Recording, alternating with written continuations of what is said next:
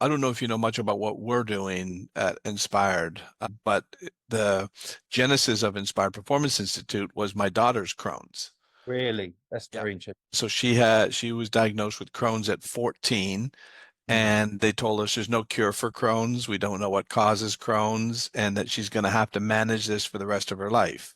So very similar to what your story was. She went Yeah, through all kinds of pain all the time. She was high functioning. She's an yeah. actress, but the problem is being an actor, you can't tell the producers that you have Crohn's because they won't hire you. No, exactly. Yeah, So she had to keep it hidden, and yet she's going through flare-ups at times. They ended up taking out 24 inches of her intestines yeah, through yeah, 4 different operations. So she kept getting sick and then would, work through it. So they had her on anxiety meds, they had her on depression meds, they had her on steroids and then painkillers because of all the pain. yeah, So sure. she was really struggling with that.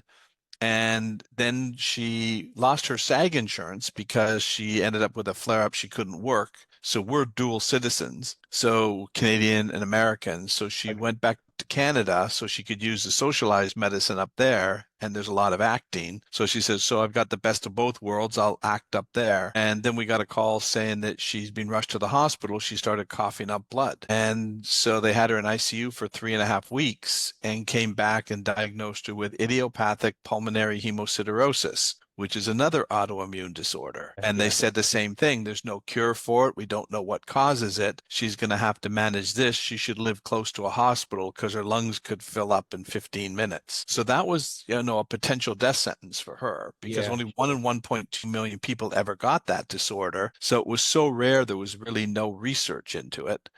And again, they told us doesn't matter. There's just no cure for it. So that's what set me off. My wife said to me, you need to figure this out or we're going to lose our daughter. So yeah, I started to put the research together and to sort of make it a little shorter. What I discovered through my research is that unresolved trauma creates inflammation. Inflammation compromises the immune system and the neurotransmitters and exactly. neuroplasticity. So I kept meeting different people, talking to different people, and there seemed to be a connection between autoimmune disorders and trauma. So my daughter then disclosed to us that she had had sexual abuse when she was 6 that we didn't know about. So now I'm definitely piecing the dots together.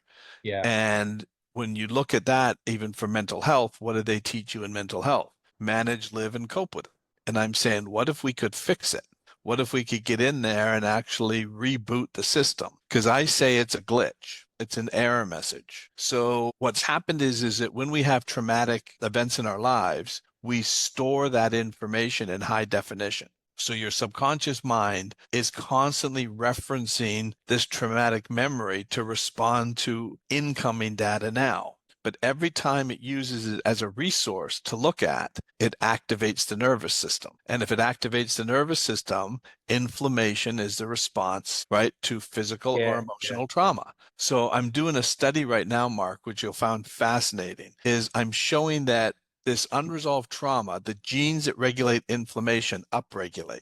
The genes that regulate the immune system downregulate. But it's supposed to be a temporary situation until the danger's over. But the problem is memory keeps running. So the danger's never over. So they stay in yeah, that state. And so that's going to have a major effect. So my daughter was always getting different illnesses, different flus, colds, throat infections, ear infections constantly.